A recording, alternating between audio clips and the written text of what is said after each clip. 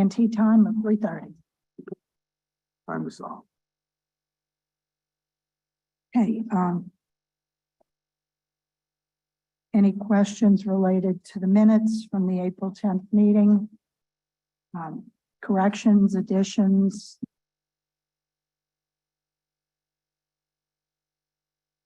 Actually, we've not called roll, so we need to make note that we have a quorum, but we're missing two people, Ms. Brooks and Ms. Calderon.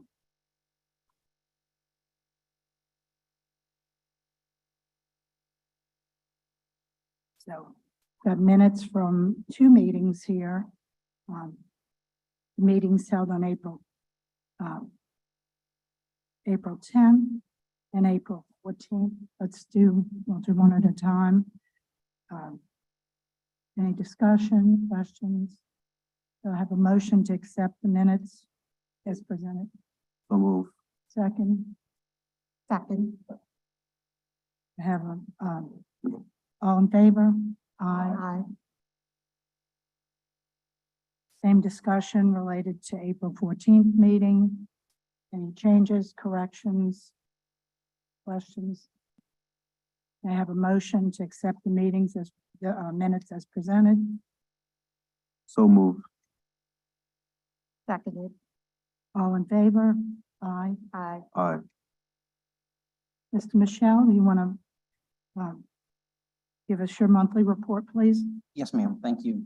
I really like these new mics. Can you guys hear me pretty good? Yes. You don't have to put your mouth right up and very sensitive. So big fan. So we have several ongoing audits, evaluations, and investigations which are documented in our monthly report. I'm going to today discuss two of the reports that we recently released. We conducted a review of the New Orleans Police Department Executive Protection Team, whose main duty it is to ensure the safety of the mayor. Based on our review of NOPD internal policies, as well as hundreds of hours of video footage from the Fontava, we determined that the Executive Protection Team did not have policies in place to regulate or guide its operations. During 2022, the executive member team cost the city about $414,000. And that's a rather large sum of money to expend with very few policies in place to ensure efficient spending of such a large amount of money. 2022. Thank you. The lack of policies and procedures contributed to the ineffective use of NOPD's already limited resources. In addition, we found that no one was coordinating the day-to-day responsibilities of the operation, including officer assignments, conducting site surveys prior to the mayor's speaking engagements, as well as performing threat assessments. As you know, the safety of the mayor is paramount to all city operations. And consequently, the NOPD Executive Protection Team should include policies and procedures to ensure efficient and effective operations. At the conclusion of our review, we submitted several recommendations. And by the way, the New Orleans Police Department has accepted all of our recommendations and drafted those into policy. And I'll go over some of those recommendations. While we understand that there's a need for NOPD to provide executive protection for the mayor, a complete review of the manner in which the team functions must be conducted by an independent law enforcement agency in coordination with the NOPD. The review should address the effective size and management of the team to ensure that it can mitigate threats to the mayor in an efficient and effective manner. Once that review is concluded, they must establish policies that govern the behavior as well as the performance of the executive protection team. The policy should also include a strict prohibition against using the executive protection team to run personal errands for the mayor. We also found that the team should establish a chain of command. Since there are no rules governing the executive protection, we found that the team at the operational level lacked clarity. We also found that the need for executive protection should be based in part, at least, on the threat assessments. And lastly, but most importantly, The operational decisions of the team should be made by the executive team leader at NOPD and not the mayor. The NOPD, the police protection executive team, are the ones that go through the training. They are the ones that are taught to mitigate and spot threats, and they should be the ones making these critical decisions. And again, we are very glad that NOPD reviewed all of our policies, and actually before our report was released, they enacted policies which are in draft form, which we're hoping to get approved and enacted within the next 30 days. Next, I'd like to talk about the Orleans Parish Communications District. As you know, they receive about $9.5 million from the city each year. And we conducted an audit of their operations. And again, it's critical for the OPCD to get this right because they are the one umbrella and the dispatching authority for all 911 calls. All of our citizens rely on this critical service. So it's important to get this right. We found that the OPCD did not follow public bid law, and they made purchases that were in potential violation of the Louisiana Constitution. And we had several findings, which I will go into, but again, they agreed and enacted all of our recommendations. The credit card purchases at the OPCD were not approved in accordance with OPCD policy for about 44% of the time of the transactions tested, which amounted to about $220,000. To ensure policies in place to make sure that this doesn't happen again and ensure spending is not wasteful. And again, in this case, they didn't follow procedures, their own procedures they have for about 44% of the transactions reviewed. Receipts we found were also not uploaded in a timely manner for about 33% of the transactions, which was about $204,000. All of this was systemic poor oversight concerning financial transactions. And again, for an entity that receives about $9 million from the city each year, we felt it was important that they got it right. Some of the improper spending that we observed was that they used about $7,700 to purchase goods and services that appeared to lack a public service or public purpose, and also may have violated the Constitution. One of those was spending about $2,500 for designer socks and hot chocolate. Again, spending $2,500 for designer socks and hot chocolate is just not a very efficient use of the city's limited resources. They spent about $3,000 for party decorations. And again, all of this appeared to lack a public purpose. The OPCD did not follow the Louisiana public bid law when making repairs for their generator, which totaled about $83,000 as well. And they did not provide support to show the purchases were solicited in accordance with their own policy for about $530,000 in purchases during this 3-year scope period. So at the end of the day, they recommended, we recommended several policies, and they have enacted and agreed to follow all of them. At the end of the day, an entity that receives such a large amount of money needs to be good stewards with the government's resources. And these reports are all online, as well as our response and their response. I just wanted to give you the highlights. I wanted to talk about a little bit of our cooperation with our local and state and federal law enforcement entities. On April 6th, James Muhammad was sentenced to about 46 months imprisonment in federal custody, and he was ordered to pay about $100,000 in fines, as long with $314,000 in restitution. He was the former director of the state inspection for the code enforcement for the city of Kenner. And he was the individual that bribed Brian Meadis, the assistant chief mechanical engineer for the city of New Orleans. Brian Meadis was sentenced last Thursday, and he was sentenced to about 24 months in federal custody as well.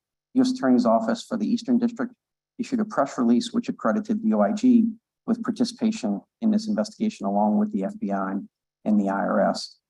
These are just the latest examples of the investigations we initiate, which are adopted and prosecuted by the United States Attorney.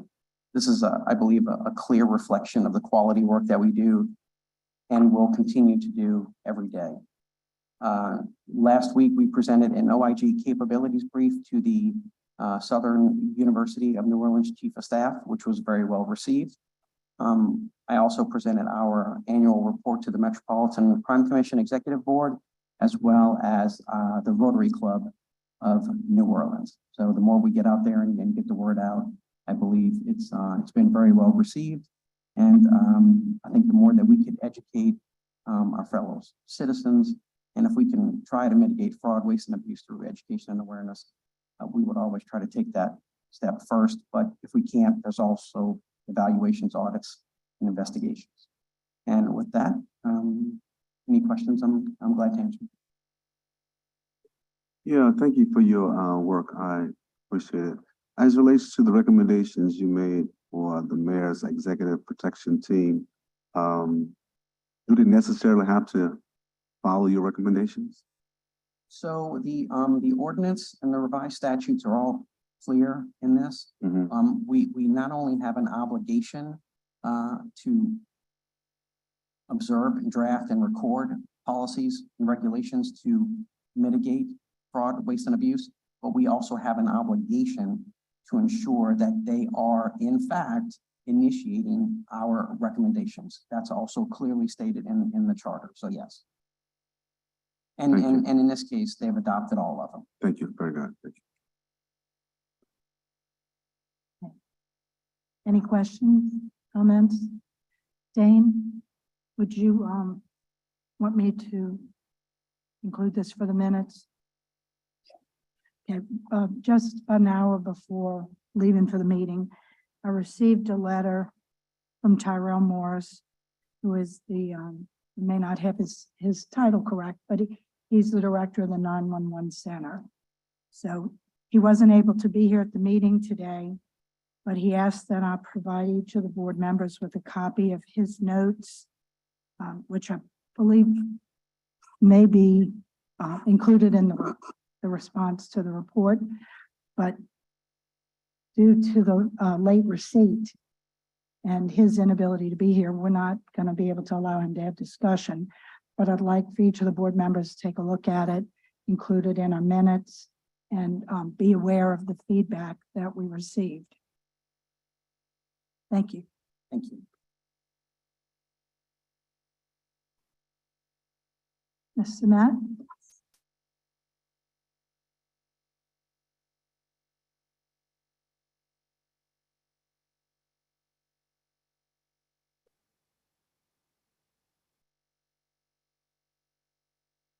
Good afternoon.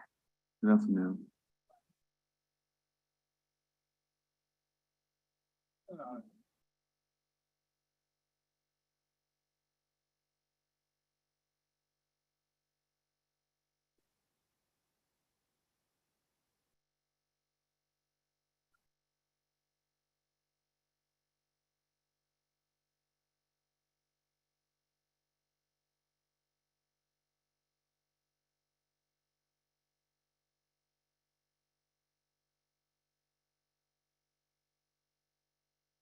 Good afternoon. I'm Stella Cement, and I'm here on behalf of the Office of the Independent Police Monitor. This month, the things that I would like to highlight out of our report is that we just completed another festival here in the city of New Orleans. And as always, we are seeking feedback from the public about any interactions that they had with the NOPD, how they were helped, how they may have not been helped, any suggestions that they have for improvement, for officer performance. We always want to hear those assessments now while it's fresh in everybody's mind, because we're in a good position to be able to provide those recommendations to NOPD for them to be able to fold into their protocol for next year. Now is the time that they're doing all of their debriefing on how they handled a major event. And so we just want to keep people mindful that anyone who's watching online, anyone who's watching on television, that now's the time to be able to have your voice heard in ensuring a successful Jazz Fest for next year and any accountability that might be needed for Jazz Fest this year. Additionally, during the month of April, the OIPM was able to complete our yearly report. We provided our annual report to the NOPD for their required 30 days of comment. As always, we appreciate the partnership that the NOPD showed in helping us receive all requested data to be able to complete our data analysis. That's always included in our annual report. We treat our annual report similar to a State of the Union in that we don't just report out what we're doing, but we actually provide a snapshot of how the NOPD is doing. What are some policing trends that we're seeing in the areas of use of force, misconduct, discipline, and how they're engaging with the community and with our community police mediation program. We look forward to releasing this report to the public, the ERB, and our City Council at the end of May. In April, the country marked the National Crime Victims' Rights Week. This is a week when I believe the whole country reflects on how we're serving our crime survivors and the families of those that we've lost due to crime. In doing those reflections, again, we always seek feedback on how the NOPD is performing and in ways that they can improve to ensure that those individuals who lived through a crime do not feel re-victimized by having to engage with the police department on next steps. We want them to feel informed, empowered, and heard. We want to briefly reflect on the public hearing that was held in federal court in front of Judge Morgan during the month of April. There was some disappointing status reports provided by the Office of the Federal Consent Decree Monitors, specifically that there is a drop in the sex offense clearance rate from the NOPD.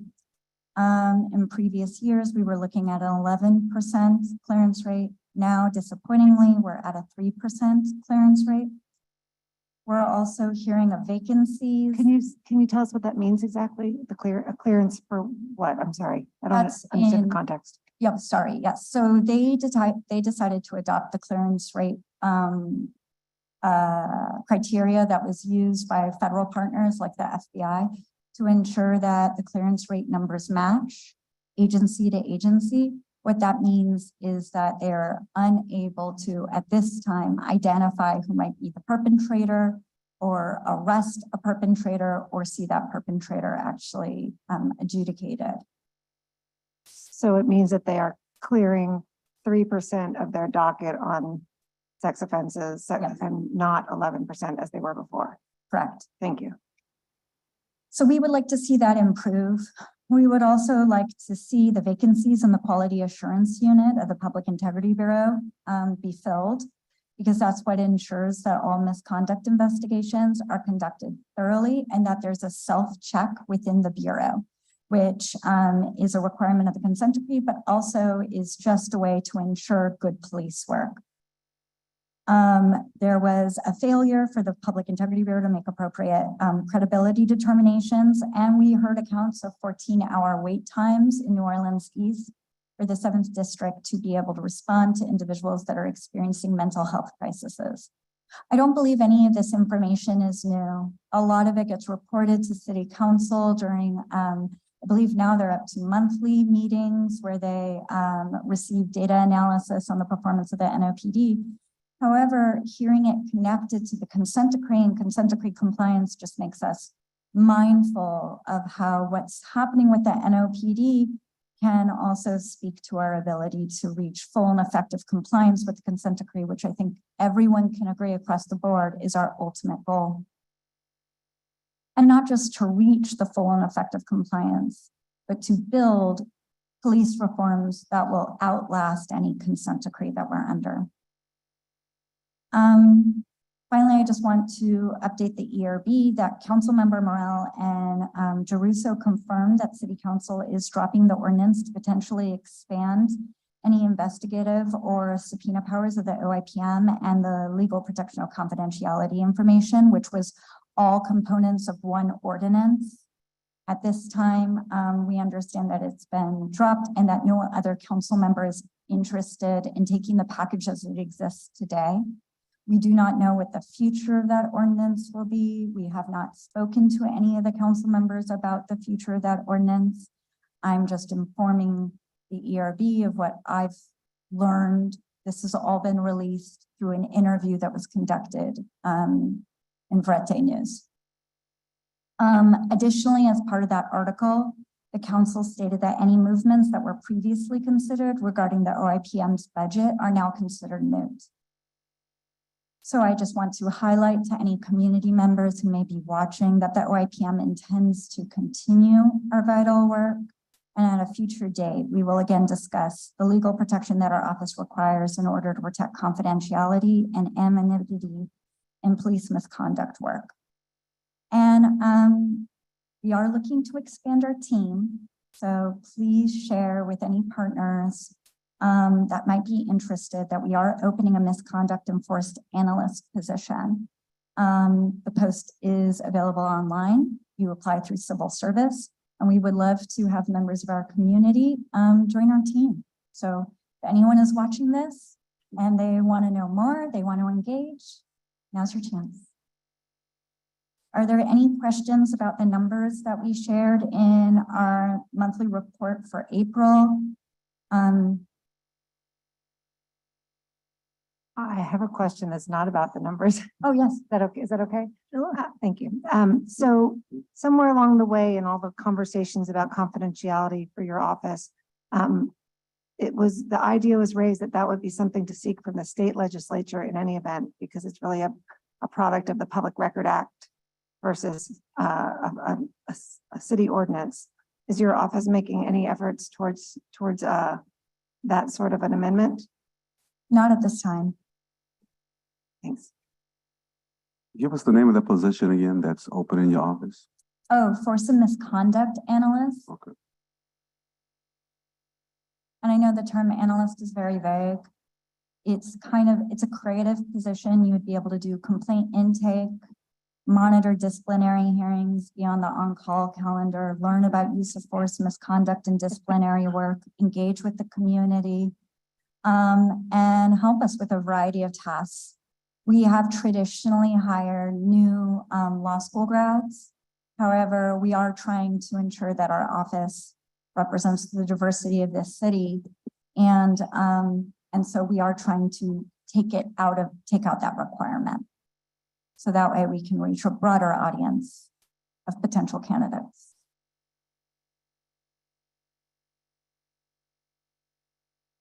Any other questions or comments? Thank you. Appreciate your information. Of course.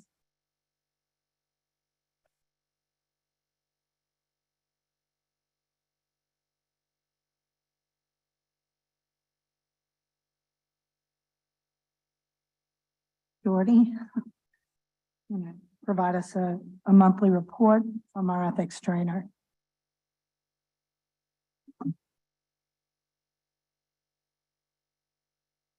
Good evening, good evening. Do I need to talk about May 15th or is everybody squared away? Okay, good. So I got the memo about the preventing sexual harassment training for this year. So since I already got it, I think I'll send y'all the link. So if you want to get it out of the way, you can. So what I'm going to have for y'all today is we were talking about the orientation manual for the past month or so. So I have a draft for you all, and I'd like to kind of take us through and look at a couple of things to get some further feedback if you all have some or suggestions. So I'll just pass these to y'all right quick.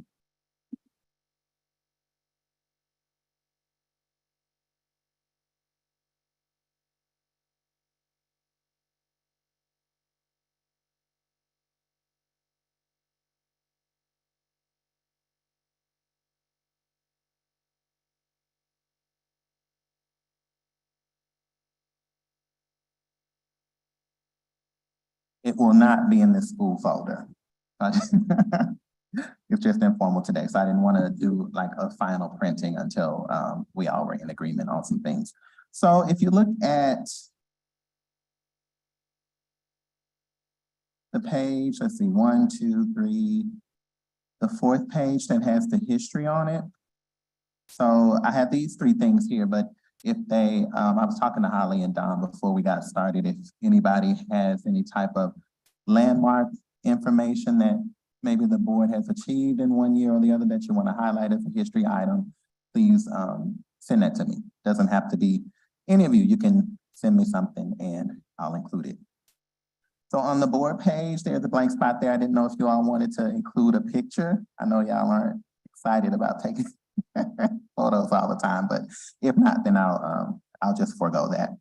So since there is, you all are staggered as far as being on the board, I didn't think that it was necessary to include bios and pictures and things like that, because then there'll have to be future reprints. I'm gonna jump in and say genius. All right, a table of contents will be added to it. And Holly, I didn't know if you maybe wanted to, but on that welcome message page, if you wanted to maybe do a little blurb or welcome from the chair. If you're interested in doing that, then I can add that. Okay.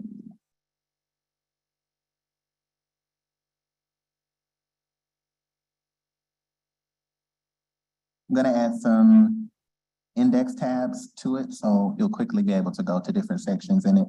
And at the end of it, I'll add some resources for fraud, waste, and abuse, or perhaps in the Inspector General section. So if you all could, yes. I have a couple of quick thoughts. Sure. One is, right now where you have training, you've got the ethics training that we need to complete and the prevention of preventing sexual harassment training. I might rephrase it to annual requirements and then also include our financial disclosure requirement there. And if you could include the links to each of the things that we need to complete, Okay. that would be useful.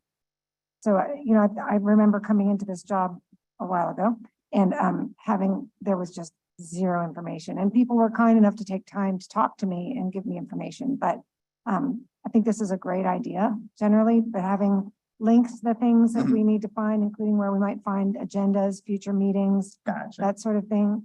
Basically, you get here, nobody's talked to you yet, what do you need to know? Okay. Or even for people who are considering joining the board, what they will be expected to do. Okay. And That was exactly what I wanted from you all, to kind of put yourself in that mind space of not just what you have now, but for who will be coming after you, what you think that they might really need to know. So I appreciate that. I think links to the open meetings law and maybe a summary of it somewhere that Jane could help with would be really helpful. Okay. Both including what our requirements are, our sort of obligations here, but also our obligations outside of here, Okay. right? Like we can meet at a barbecue and that's fine, but we can't be 4 or more people chatting on, well, less than that right now, given our numbers, but we can't on matters that we have any domain over here. And then this is just a personal request, and I'm just gonna make it anyway, but it takes a lot of ink to make these shiny, dark blue pages. And I know it looks great. It really does look great, but it's also just, ink is expensive and it's environmentally not the soundest approach. I mean, you need to use some, but like black on white's cheaper.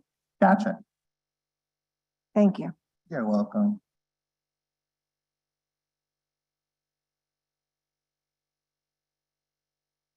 Or blue on white or whatever, but you see my point. Okay.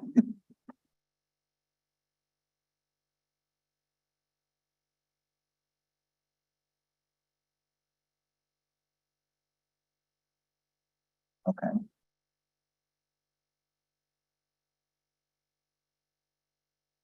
All right, if you don't have any suggestions at this current moment, that's okay. But please feel free to email it to me so that I can have it ready and bound to give to you all next meeting.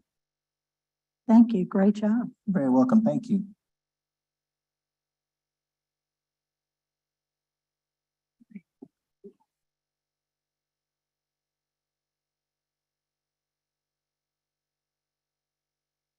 Mr. Cialino, monthly reports.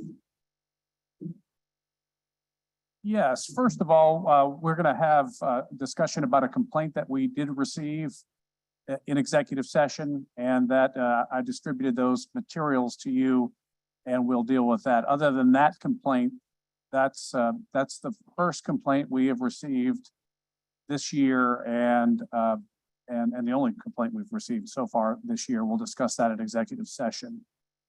The our annual report and all other reports, which include a membership report and a meeting attendance report, were filed with the council and with the mayor's office and posted online recently. Those are all, again, linkable on the website as with all past reports.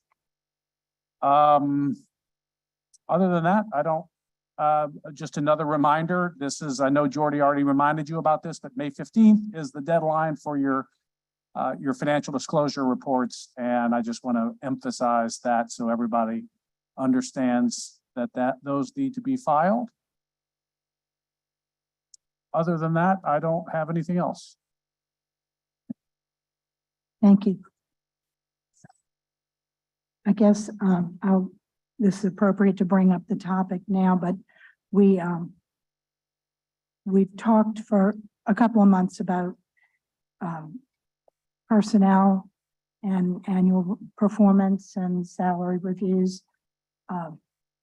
for, Dana, am I correct? It's unclassified employees. So we have three. We have Dane, Stella, and Ed. So we're in the process of, well, we're discussing how do we do that. So Stella is the employee of the board, whereas, No, sorry, no. I should put that, the office of the independent police monitor is an employee of the board, whereas the inspector general is not? No, it's all three, and they're employees of the city who fall under our oversight. So they according to the city HR department, we should do some kind of periodic review of their performance and salary. And I'm just Would confused by be- three. Would it be four then, including Jordy? I think Jordy is Yeah, classified. Jordy is a classified civil service employee, and I've got to fill out his review every year. I see. Thank you. Right.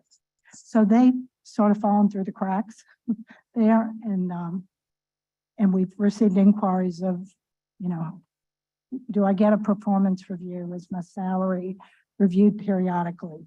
So we're talking about a 12 to 18-month cycle. And that was, I mean, we can have that discussion if we have, I know we have some expertise here in HR matters. Anybody have a suggestion how we go about this? My thought was maybe to form a committee that would just put together a very simple process for what the board does. Whether it's been suggested by Dane that we solicit a self-assessment, and then maybe one or two board members on a committee review that, look at, and I at one point thought, well, this might be Dane as the executive director to do, maybe Dane with the board member. So I'm open to suggestions. We've just been asked, do we have any existing procedures or policy? And in the absence of that, we've talked about creating one. Yeah, I went back through all of our old files, and I don't have any evidence that that the board has ever done periodic reviews of performance or salary for anyone. The board has set salaries when new IGs and and when the first IPM was appointed, but I don't see anything about periodic reviews in any of the files. And certainly since I've been here, we haven't done anything like that. So certainly not a bad idea. I don't think there's any requirement that we do it because we are independent and we can run our operations the way we want to run our operations, but certainly not a bad idea. Do the salaries, are they automatically raised at the same rate as any other city salary? In theory, yes. I don't know whether, do you know, has your salary gone up with any kind of cost of living? We got a 2%. Yeah, I haven't noticed about mine, but Stella seems to think that she got a 2% cost of living raise. Sure. Well, Jordy would be separate anyhow. Jordy, did you get one? 5%? So, So for me, unclassified, I'm usually I'll look into that, but it certainly looks like that there's cost of living increases, but I will ask the CAO's office about that. I think we have 4-year appointment terms. Am I correct about that, Dane? For both the IG and the IPM. I think it's 4-year. That's not. I think it's 4 4 years. So I just think that's a long time to talk about it, and I'd love some feedback if you all agree that we need to put something simple in place so that on an annual or 18-month basis, we do those reviews. My initial thoughts include, I like the idea. I think there's value in that, both for us and for them. There's also the CARC, however we want to pronounce that any given day, committees, which I think should be carrying a lot of the weight, right? Their job is to review the office and its function, including the performance of the leader of each office, although that doesn't apply to Dane, or the position of the executive administrator. So I'm actually less worried about or less focused on those roles that already have some oversight, but to the extent that we want to add on to that, I think we need to make sure to incorporate it. So we're not just duplicating efforts, and sort of build one onto the other. I like the self-assessment idea. I'm not crazy about the committee idea because it's another, it seems to me something, if we're going to talk about it and put it on the public, we should just put it on the public, just do it during our meetings, as opposed to trying to break out 1 or 2 people. Sometimes there's an appointment for somebody to spearhead something so that you don't run afoul of the open meeting laws.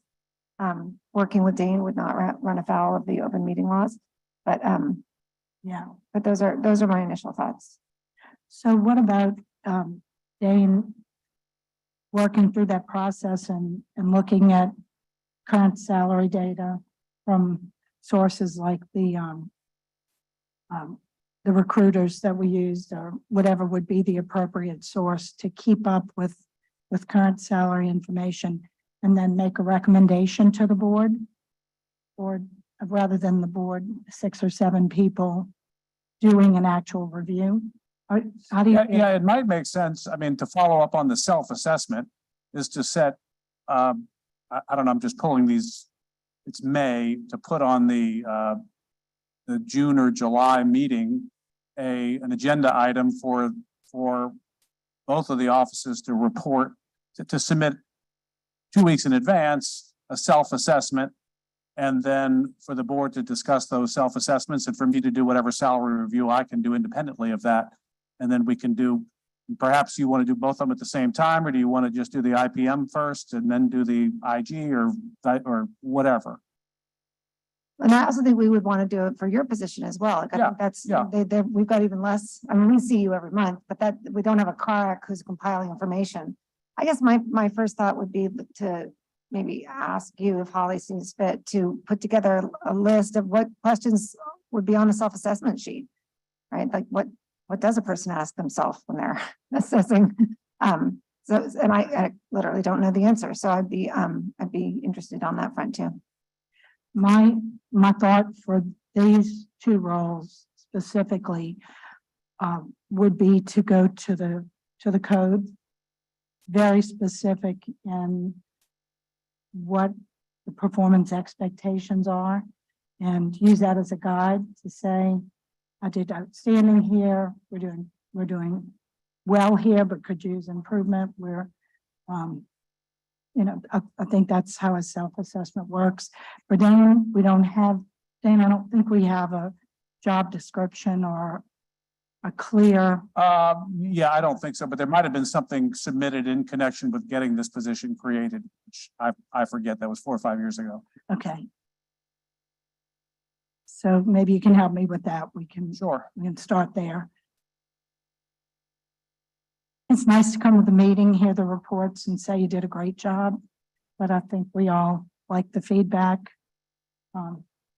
and a reasonable salary review as well, periodically. And it does make some sense to do it in conjunction with the QUARAC committees, because, I mean, even though we're still waiting for the QUARAC committees to be populated, because the city's appointments are still not done.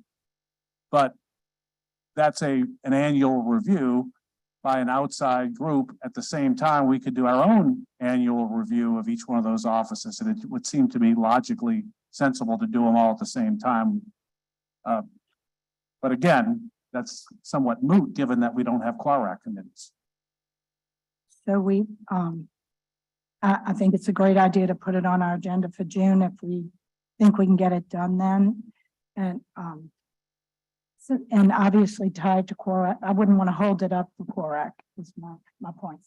This is sort of related, but since we're on the executive announcements section, it seems like the appropriate time to raise, but I'm actually not going to be here either for the June meeting or the July meeting. I'll be out of town, both of those. And then interestingly, I'm gonna attribute this to pandemic brain, but I don't think my term ends in June. I think it ends a year from June. When I went back and was looking at my financial disclosures, it says 2024 is when it ends. Now, I actually think it's smart to have already started the process because it takes the state that long. I mean, it takes the city that long. So I'm actually, I have no problem with the route we're on. And if somebody's able to come aboard a couple months early, I will step down. If it takes a couple months more, I'll step up, I'll stay on, but you see my point. That's very good news. Well, it's sort of funny. I'm going to call that pandemic. I'm right now, Liza, I'm looking at the ordinance that was signed, and it says for a term that will expire June 30th, 2023. Oh, well, well, there's conflicting information out there. Yeah, well, this is Came the on in actual ordinance that I'm looking at. It came in 2017. July 13th, 2017. Liza, I'll just tell you, the typical appointment is 7 24 years. is 7 years.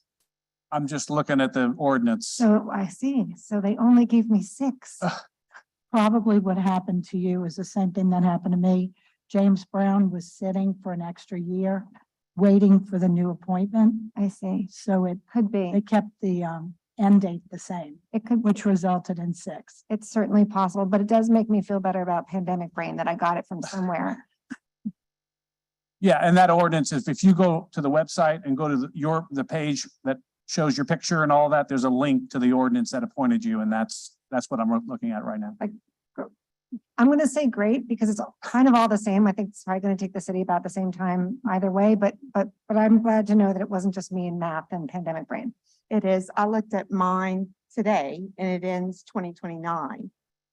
And I just started this, 2 meetings ago. So yes, it was when the last was vacated or when it should have been vacated.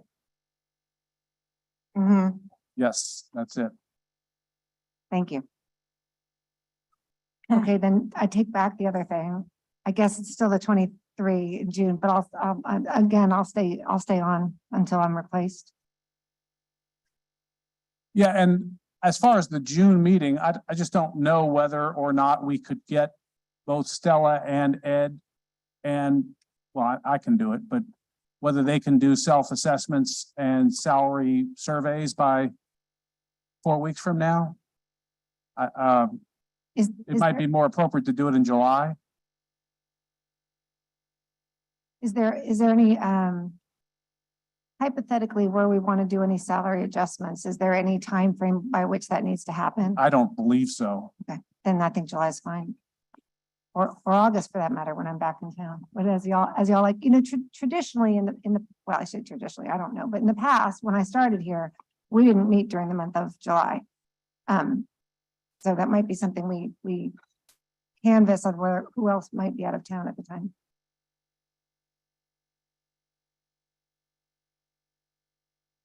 We want to talk about that now and make a decision. Do I want to plan a meeting for July or follow what's occurred in the past and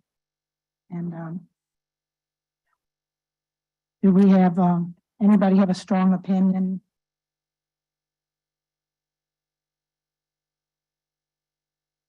And do you have the date in July? Yes, let me look. It is,